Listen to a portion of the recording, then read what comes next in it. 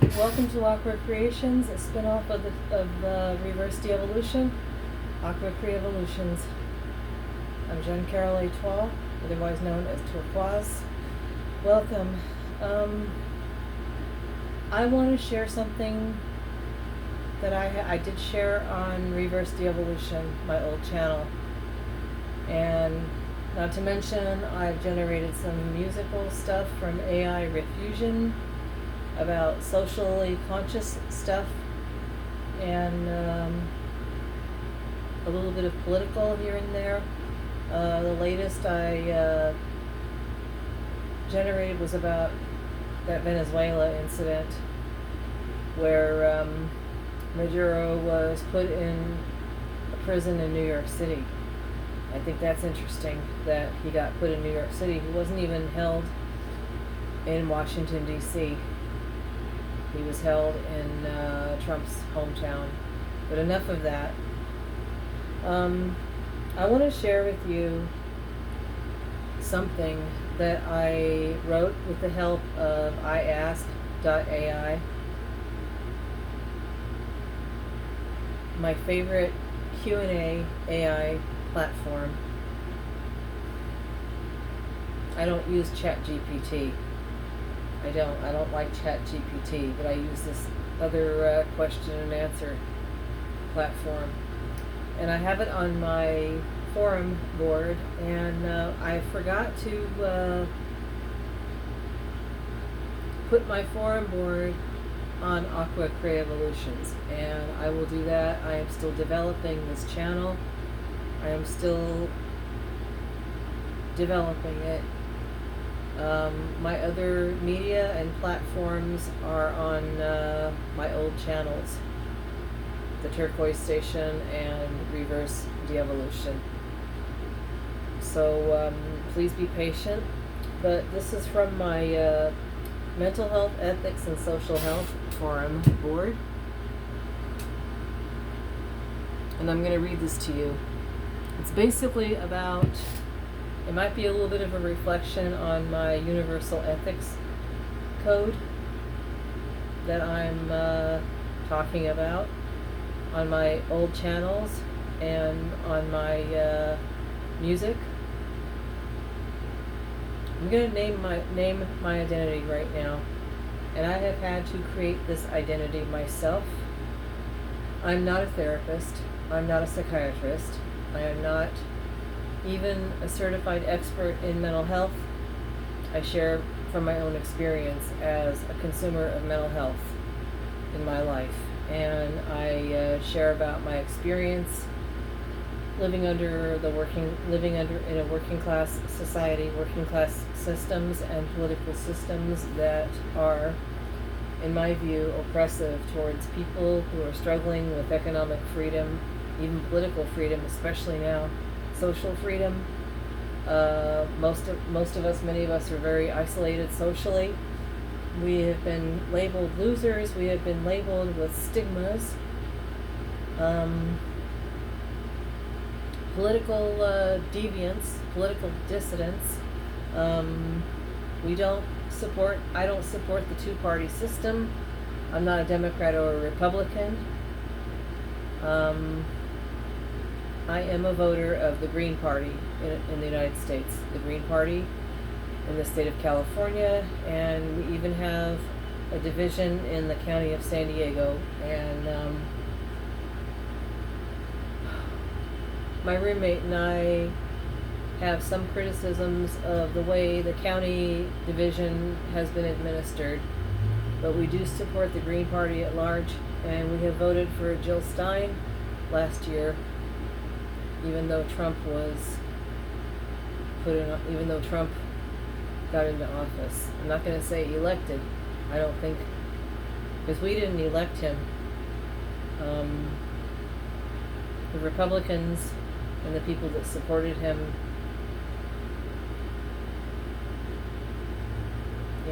they elected him. So without further ado, I'm going to read something, and I titled it, "We Must Defeat This Deadly Mindset in First World Countries." First world countries are the United States and the like. most Western cultured countries that are predominantly capitalist, corporate, Caucasian, white ruled.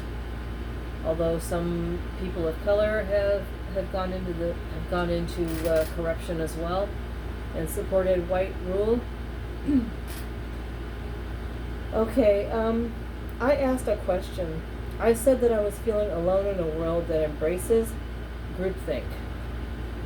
And the groupthink will be mentioned and addressed as I read this.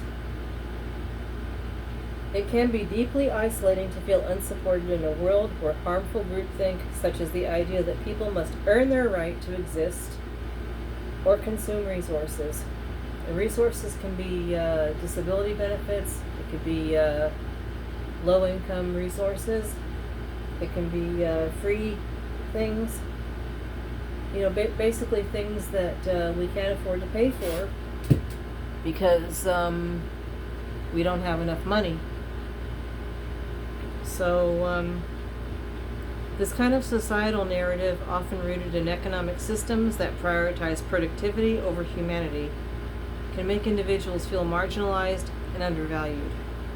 Let's break this down step by step to address your feelings of isolation and provide actionable ways to navigate this situation. Now, if you heard a beep on my phone, it's because I got a text, and I will deal with that later.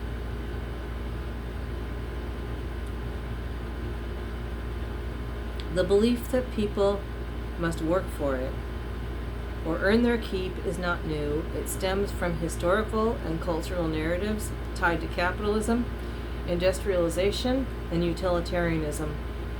These systems often equate human worth with productivity, ignoring the inherent value of individuals simply as human beings. Historical context. This was triggered in me again when I got denied my universal lifeline. And it was because they didn't think I had Medi-Cal. And my Medi-Cal has been messed with because sometimes the county gets confused. It has glitches. It gets confused about what my ability to pay is. A couple of years ago, they thought I had other health insurance, and I didn't. I was just trying out a Medi-Cal Medicare plan and then going off it again. So I still had Medi, but the county didn't believe I qualified for Medi-Cal anymore. And then during the unwinding phase in 2023, when the pandemic officially ended, I was trying to renew my Medi-Cal, and it didn't get renewed on time for my dental needs, and I had to pay to get a tooth pulled. And I still don't know what the problem was. They didn't think I made too much money, but the renewal process was too slow, and I didn't get my Medi-Cal for maybe a week. So twice my Medi-Cal was denied for no known reasons, or for their reasons that were not fair, not right. So we live under a system that judges us as either abusing the system because we can't prove that we're worthy, we can't prove that we make enough money, or that we make not enough money. It's like we live under a system that believes that we're not enough, or that we're not worthy. Either we didn't work for it, or we made too much money and we're abusing the system. But that is a really destructive thing that a lot of us have to go through, especially those of us with mental issues, emotional issues, feeling worthless because we don't earn a living. We're feeling worthless because we need these services, and especially if we're having trouble getting them because we can't prove ourselves. Okay, due to the Industrial Revolution, societal worth became tied to labor output. Those who couldn't work due to age, disability, or other reasons were often stigmatized as burdens. Yeah, they raised the age of seniors to 67. I'm 58. I still have to wait 9 more years till I qualify for retirement benefits. those who couldn't work, okay, I still have to prove to Social Security that I'm disabled. And it's hard to find a mental health provider these days who accepts the insurance, my combination of government insurance. Modern context. We're looked at as burdens. Society looks at us as burdens. And I'll give you guys a copy of this thing that I'm reading, so you guys can know what I'm reading. Okay, modern context. Today, these ideas persist in discussions around welfare systems, unemployment benefits, and social safety nets, like Medi-Cal, Medicaid, Medicare, Social Security benefits, food benefits, food stamps, EBT, terms like welfare bums or useless eaters are dehumanizing labels used by some groups to justify inequities or reinforce their own sense of superiority, or at best, living in this fear-based idea that we're just abusing them because we have these needs, we have these human needs, and we can't always work for them. And not everybody can work for them. Recognizing that these beliefs are socially constructed and not reflective of any universal truth, inherent worth, can help you detach from them emotionally. Okay, challenge the dominant narrative. Yeah, and it does seem to be dominant because it's really loud. It does sound really loud, I know. When faced with pervasive groupthink like this, it's important to challenge these harmful ideas both internally in your own mind and externally in conversations with others. Because you might get into a debate with someone, or you might be having a bad moment by yourself or feel lonely in a crowd and have a lot of ideas about yourself that you feel worthless. Internally, reaffirm your inherent worth. And I will freaking say this in a really loud voice. Reaffirm your inherent worth. Reaffirm your inherent worth. Human value is not contingent on productivity. You have intrinsic worth simply because you exist. This is supported by philosophical frameworks like humanism and ethical principles found in many cultures and religions. Reject false dichotomies. The idea that people must either work hard or be labeled as useless is a false dichotomy. Life circumstances vary widely. Health issues, caregiving responsibilities, invisible disabilities, hidden disabilities, systemic barriers. Yes, you get denied services for whatever reason. No one fits neatly into such simplistic categories. With my roommate's permission, I can tell you guys stories about what he went through. He got denied Social Security a long time ago, and he came close to ending it all. I'm glad he's still here. I'm glad he's still alive today, because soon after that he saved my life. But I'm glad he's alive, even if he hadn't saved my life.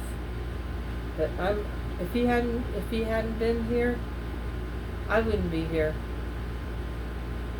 We might have both gone. Okay, externally, engage thoughtfully. If you encounter someone expressing these views, consider responding with empathy, but also with facts, and be firm. You don't have to yell and scream and lose your temper, but you can talk in a really strong voice and say, look, with all due respect, I understand where you're coming from, but not everyone has the same opportunities or abilities. Shouldn't we value people for more than just their economic output? Share stories. Yeah, they might not want to hear the stories, but sometimes they might. Personal stories can be powerful tools for breaking down stereotypes. Let's humanize again. Share your experiences or amplifying those of others can help humanize issues often reduced to abstract debates. Seek out supportive communities or form them, make them. I think sometimes about forming one. Feeling unsupported can exacerbate feelings of isolation. to counteract this. That's what I'd like I would like a group to be. My the principles I have written, the mental wellness process that I have written. I call it the 5 and 6 now. The 5 modules of mental wellness and the 6 principles of universal ethics. And I'll go into that in due time. You might find those on my old channel, Reverse De-Evolution. Like-minded people. All right, where are they? Well, maybe they're on YouTube. You know, YouTube is a good network right now. If we find the right people, and if we set boundaries with trolling and put down and deal with disagreements constructively. Look for communities that share values of compassion and inclusivity. Online forums, yes, I'm reading from my focused on mental health advocacy, e.g., yeah, some of you may or may not like Reddit or Quorum. Yeah, I'm not getting into Reddit, but Reddit has a community about depression, and another one called Kind Voice, r/Kind Voice, r/Kind Voice. Local support groups for individuals navigating similar challenges, activist organizations advocating for social justice and equity. Search Green Party, gp.org, G as in George, P as in Paul, gp.org. That's the Green Party. That's an alternative political party. Activist organizations build relationships based on shared values. Surround yourself with people who see your worth beyond societal labels. Listen to my videos, watch my videos, hear me share my experience. Listen to my music, with my AI generated music. Yes, my ideas are incorporated in the AI songs. And I even write my own words. And yes, lately I've been having Star Trek fantasies. Don't laugh. Okay, let's see. Volunteer or participate in activities where kindness and mutual support are prioritized, e.g. community gardens or food banks. Those are just suggestions. Leverage professional support. Okay, it might be hard to find professional support, but it is out there. If you really are feeling bad, you can still call 988 in the United States, and you can still search crisis help in my country. If you live outside the United States, yeah, I live in the United States, so 988 is available to me, and I use it only if I really need to use it, and lately I haven't needed to use it, thank God. Okay, reframe loneliness as an opportunity. While loneliness is painful, it can also be an opportunity for self-discovery and growth.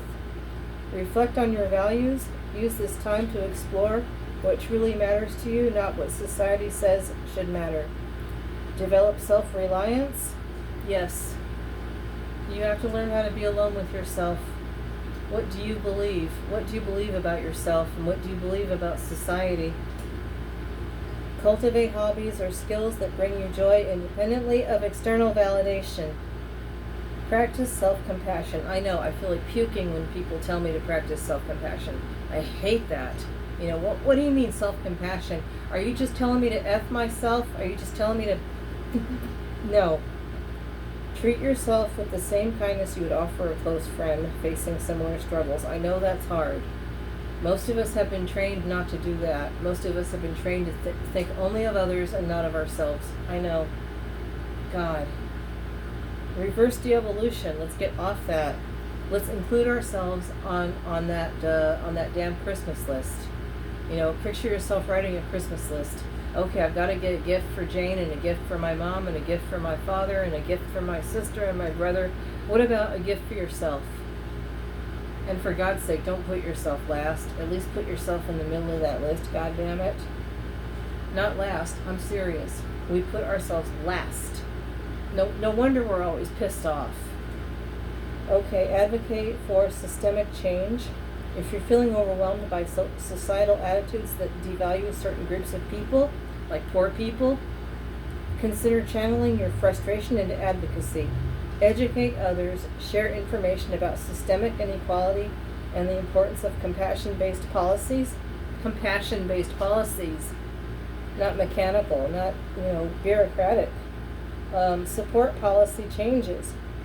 Advocate for initiatives like universal basic income, which decouples survival from employment status. And we don't have to keep proving to everyone that we don't make enough money or that we make money. We don't have to keep doing that. Maybe under UBI, we don't need these fucking services. You know, they can all be integrated into one system, like single payer healthcare or universal basic income instead of Medicaid and universal lifeline and HEAP and, oh, for crying out loud. Amplify marginalized voices. Use your platform no matter how small. Yeah, and I've got small channels. Yeah, that algorithm, that's such a pain in the neck. You know, listen, like, and subscribe. I know, I don't like even saying that, but if you agree with me in any way, please do. Highlight stories that challenge harmful stereotypes. By contributing to broader change, even in small ways, you can find purpose and connection while working toward a more inclusive world. Accept that not everyone will understand. That is probably the most important thing of all. We don't have control over what people think. We sure as hell don't. We can't make anyone agree with us, let alone make them understand or make them do anything. You know, we can't even really make our government do anything, but we can still stand up for ourselves, and we can still believe in ourselves and acknowledge what we need and want. We have to acknowledge that some people may never change their views due to deeply ingrained biases or fear-based thinking. Oh, you're abusing the system. Oh, you're not contributing. You're not. Yeah, you don't deserve this. You know, yeah. There's people out there that still think that way, and it is dangerous. But we still can't control what they think of us. I know, it sucks. As Viktor Frankl, your worth is not determined by others' opinions. Focus on people who do understand.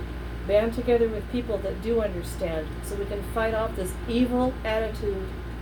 As Viktor Frankl wrote in Man's Search for Meaning, even in the face of widespread suffering or misunderstanding, individuals have the power to choose their response and find meaning through resilience. Yes, even if we go down fighting this. We die fighting. You know, even Jesus, he died on the cross. And his last words were, "It is finished. I am in your hands, God." Yes. You are not alone in feeling unsupported within a society dominated by harmful groupthink. Many others share your struggle, and there are communities working tirelessly toward greater compassion, including me, even a one woman like me. Compassion and equity. By challenging negative narratives internally and externally while seeking out supportive relationships and opportunities for growth, you can reclaim your sense of belonging and purpose. Yes, you can. Yes, we can. Remember this fundamental truth. Your existence has value, not because of what you produce, but because you're human. You have a right to be here. You have a right to these resources. You have a right to stand up for them. You have a right to be alive. Take care.